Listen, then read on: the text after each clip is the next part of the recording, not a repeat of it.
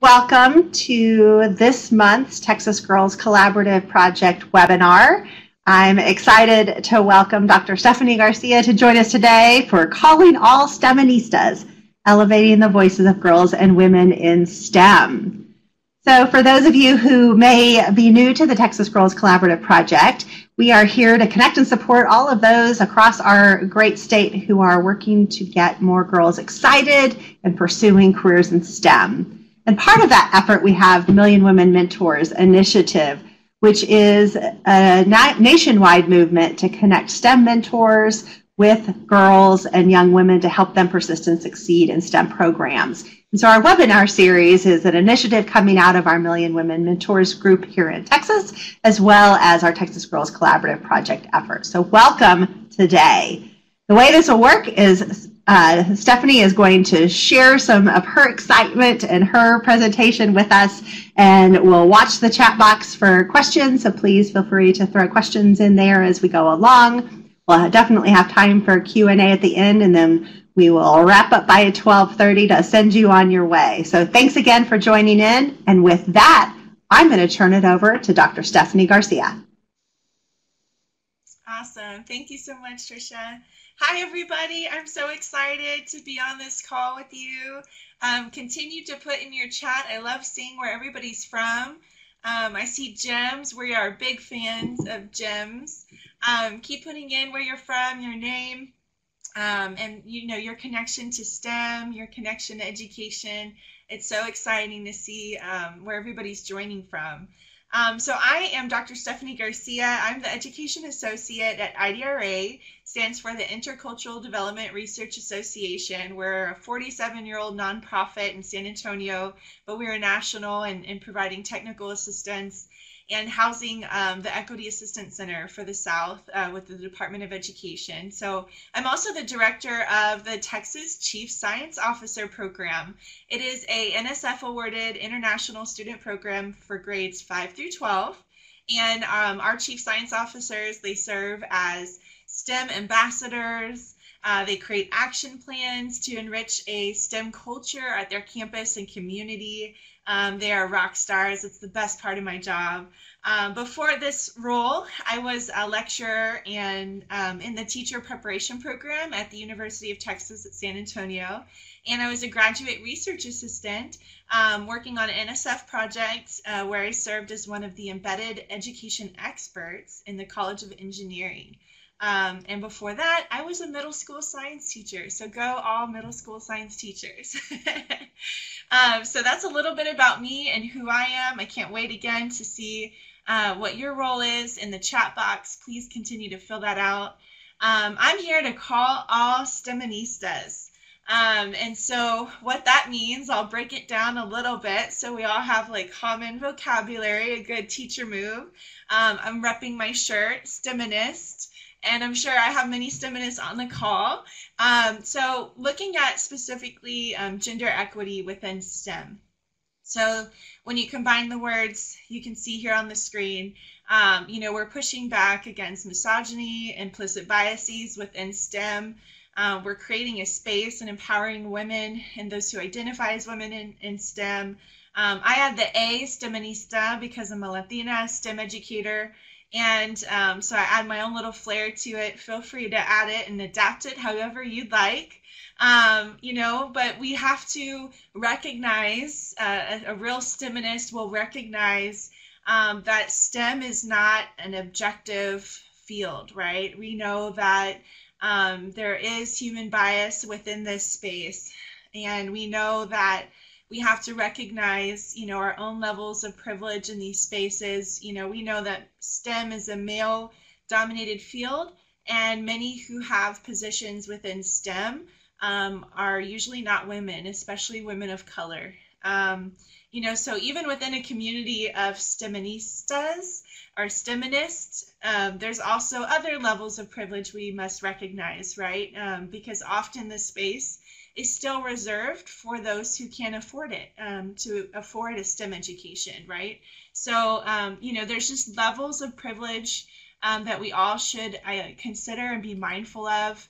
And so this slide, I really want to just take a moment to just acknowledge and recognize all the contributions of women in STEM from across the world. We know that we wouldn't be here and have some of the advances of technology and science, mathematics, and engineering without these women. And so oftentimes these stories, these faces are not represented in the explicit or even hidden curriculum in K through 12 STEM education settings, right? So go all STEMinistas. And with that being said, on my next slide here, I want to make sure to recognize the work and contributions of the Texas Girls Collaborative Project, everything that's happening, everything that's already been mentioned by Trisha Berry. Behind every great woman is great women. And so I'm just very grateful to have this space with you today, to be able to talk about these things, to have the freedom to have these critical and courageous conversations. I just want you to know, if you haven't heard it in a while, that you are valued and your work and contributions in this space is very much needed. And so thank you for everybody on this call and all those watching later. Continue your great, great work because we need it. STEMinistas need to continue to push back. There's this fight that we need to continue in. We need to continue to advance and create spaces to empower girls and those who identify as girls in these spaces, right? So thinking about common statistics, anybody could look up, only 1% of Latinas are in computer science fields, right? So the struggle is continuing. And so we need to continue to do our part as educators to make a path for students and throughout the K through 12 pipeline, and then after high school as well, whatever pathway they choose. That this is a common statistic that you might know about, but even looking at a lot of qualitative pieces, looking at research that is continuing to be published of women and their experiences in STEM, read it, look it up, because it's all very much current and happening in today's society. It's not something that's old. This is something that's still happening. I have even girls within my own program sharing some experiences that they've had in the classroom settings that really discourage them from pursuing mathematics, for example. We had a women in math panel at our last Chief Science Officer event, and the women all shared through their educational and workforce experiences different struggles that they've had to face because of different stereotypes and assumptions and biases, because there are women in a predominantly male space, right? And so we need to continue to push back and, like I said, make a way for students and for girls to be in those spaces, especially here in Texas, looking at House Bill 5 and looking at different gateway courses like algebra in 8th grade, making sure that girls have these opportunities to be in those spaces, right? Looking at it, who is in those courses, who's enrolled in those courses in higher middle school grades as well as in high school, and continue to make a way for our students to be in those more rigorous college preparatory classes. What does STEMinistas benefit from? We know that these are some best practices here on the slide. I won't read from it, but really thinking about how can you, in your role and what you're doing, how can we cultivate and strengthen a diverse pipeline of youth STEM leaders? Think about how we can do that more in our programming, in our activities, in the infrastructure of our programming. Our future depends on it, right? The future of our students depend on it. And just recognize that, your work is intersectional. Culture, identity, all of this is what you bring into these spaces. And so it's really important to recognize that in your programming and activity, and make sure that, you just realize that all of that brings this special uniqueness to the STEM field. Continue to analyze and reflect your own mindsets, and push back on anything that might be, just perpetuating any kind of inequities or biases, looking at privilege and assumptions in these places, looking at the work of ABAR, which is like anti-bias, anti-racist, like education, and looking at what that means in your role and where you're at. Because we need to continue to model this for our students and continue to do this critical work, because it's necessary. And we know that all of our students will benefit from it. And it's just another way that you can resist and persist. continue to promote and advance different policies that, help and benefit our young girls and women in STEM. Resist anything that would put them at a disadvantage. Get behind policies and practices that support them from a campus level, just going to school board meetings, and even at a national level. We can see the changes that do take place when we all come together and we push back, right? Just thinking about yesterday's huge Supreme Court decision, there's different ways that we can make a difference and mobilize, and it's necessary in these spaces. Continuing on, another principle to consider or best practice is, having community over competition. You don't have to unscrew another person's light bulb for your light to shine, right? So you have a greater impact when we can really link arms together and promote and advance together. All of our educators and stakeholders, we can make a difference when we, come together in unity and we really make these things happen. And it's super important to consider that, even in spaces within your own programming, making sure that your students know this. We tell our chief science officers this principle all the time because, we know that we want to make a difference in our communities. We want to leverage STEM to make a difference in our communities in multiple ways. And so this really happens better and yet more effectively when we come together and unite. And so we also know another best practice is action, putting action behind our words. We can have a lot of meetings to talk about it, but let's actually unite and have meetings to build a strategic plan to make it happen. One of our chief science officer mottos is we don't just hope it happens, we make it happen. And so it takes a lot of hard work, a lot of planning, even in times like this where there's school and community closures and there's a pandemic. Even more so, there's challenges right now, right, with our programming and advancing some of our work, but we can make it happen. And so making sure that you come together with your team and really get behind efforts to promote and advance this work is really crucial now more than ever, right? Finding ways to amplify student voice. Students should be at the center of these conversations. It's more than just having students have a seat at the table. It's making sure that they are in front of the cause, that they are leading the efforts, and that you are supporting them and elevating their student voice. It's so crucial to get behind their efforts and to center it. Find out what the students need, find out what they want, and then get behind it and help them and promote their work and promote their voice. There's a really great article. I'll try to put it in the chat box or something later, or maybe we could share a link later. But I encourage everyone to read an article that just was published by Calabrese, Spartan, and Tan. It's called Beyond Equity as Inclusion, a framework of rightful presence for guiding justice-oriented studies in teaching and learning. It is incredible article, and I recommend that you read it because it talks about how inclusion is one part of equity, but we have to go beyond inclusion, right? It's so much more to it than that. And so I encourage you to read it and reflect on it and figure out ways to apply some of the implications of that study into your workplaces and into your different activities and programs that you're leading as your role. The future, like I said earlier, depends on it. Thinking about our future workforce and the needs that we are confronted with, finding ways to strengthen and to strengthen their skills, our students' capacities to lead, because they have it. We just need to continue to build those capacities and give them opportunities to shine in those areas. And so looking just specifically at Texas, like I said earlier, I talked about our STEM endorsement a little bit, and that's one goal that we want to try to make a difference in the area of our STEM endorsements, because not many students are choosing STEM in 8th grade, and not many are graduating with a STEM endorsement as high schoolers. And we know that this affects our different workforce reflection here locally in our own backyard, right? And so we know that minorities especially are deeply, deeply underrepresented in STEM fields. And looking at, on the left, looking at some of these skills that you can leverage in your spaces, that you can work on, those are very important things to consider in your own programming or within your own classrooms.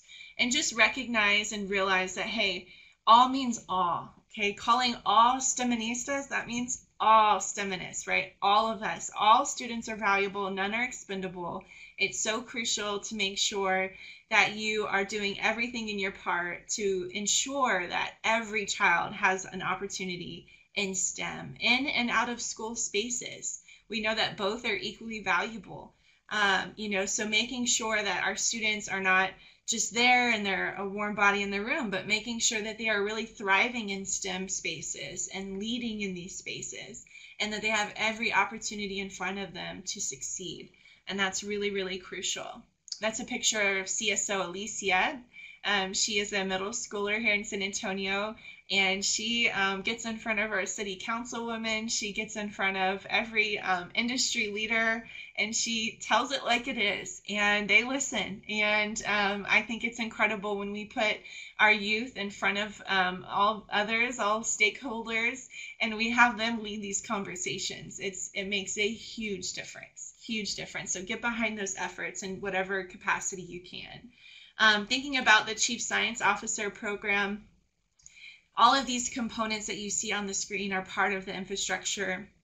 We have amazing elementary, middle, and high schoolers in San Antonio and Houston, and we're expanding. My role as the director of the Texas Chief Science Officer program is to expand it to all areas within Texas.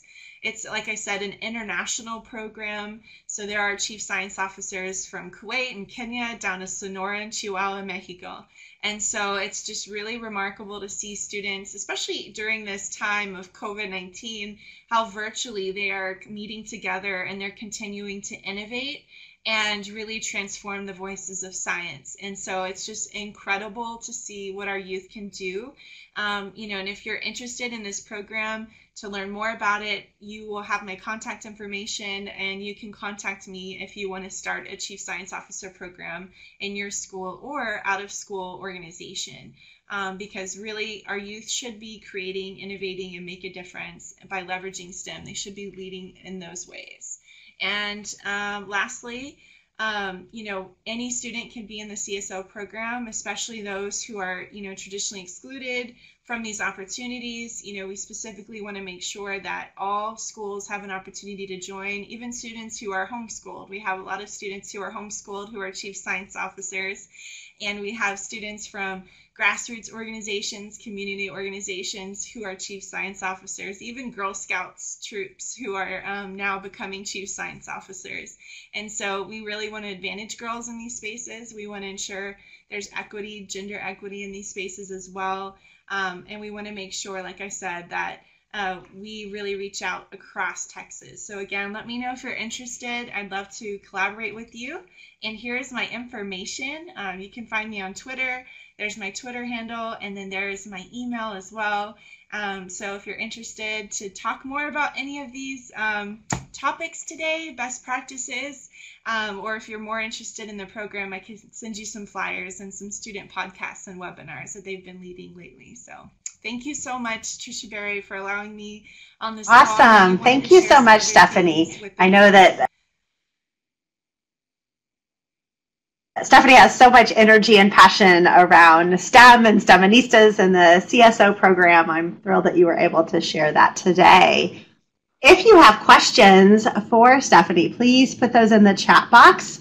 We would love to take a little bit of time here to make sure that if you do have questions that we get those answered. And we will share out the presentation and the resources via email afterwards. So if you didn't register but want that information, I put the email for txgcp.org in the chat box. And again, if you have questions, throw those in there for Stephanie. I see some typing in the works. And maybe it.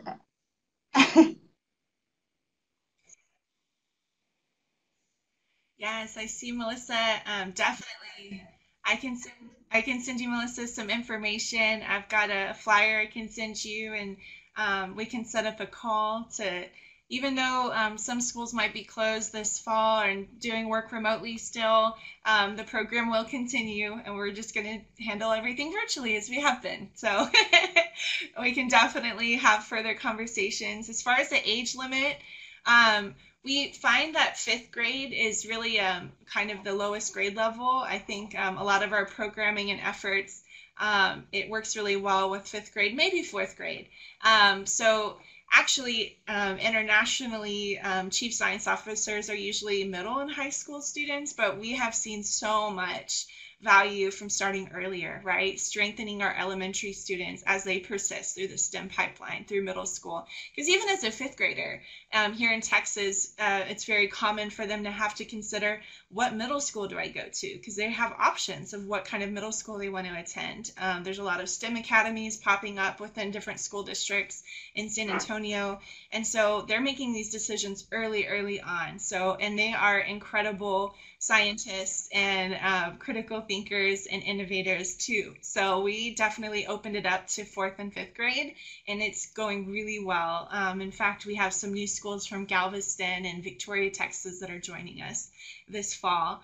And as far as an application, I can give you some more information on that program. I don't want to take up too much of Trish's time here, but we definitely have it open as long as there's a principal that's on board and there's a teacher like sponsor that can help meet with their chief science officers every other week and make sure they're working on their action plans and attending our meetings.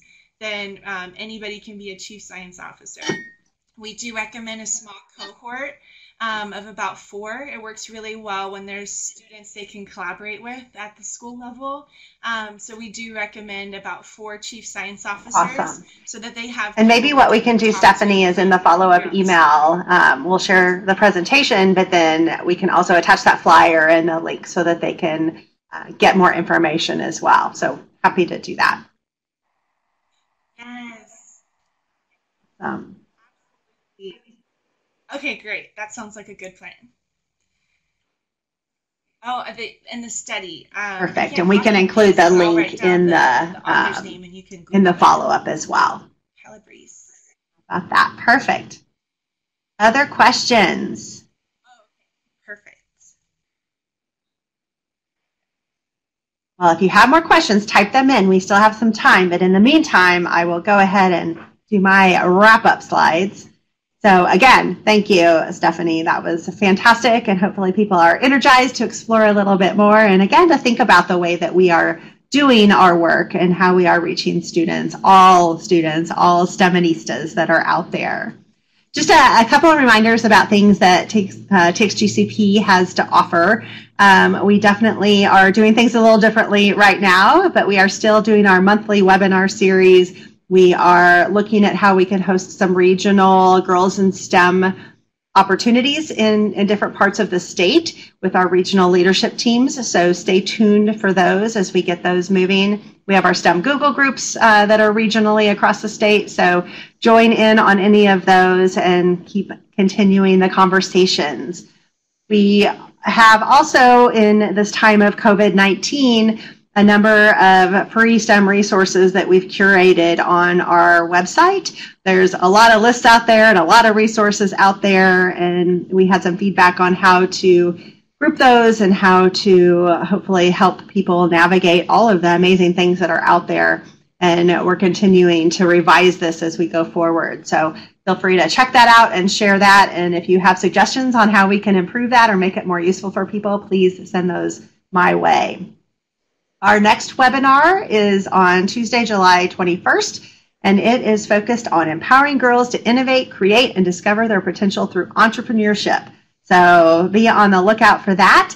We'll be inviting in our Venture Lab friends who presented at our 2019 Texas Women and Girls in STEM Summit, just like Stephanie did, and we'll hear more from them about ways to engage girls in entrepreneurship.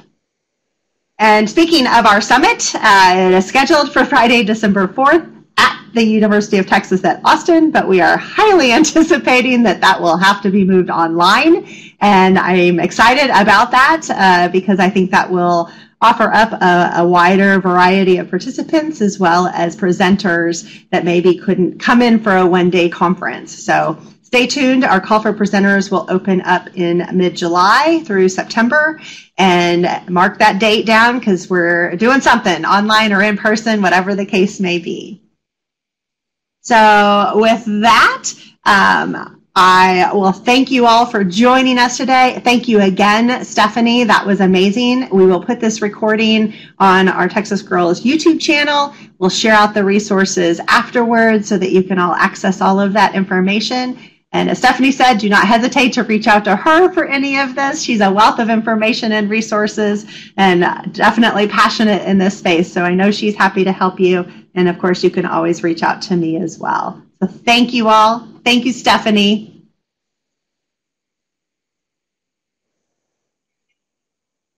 Thanks, everyone. I appreciate it. Thank you so much. Everybody have a great summer.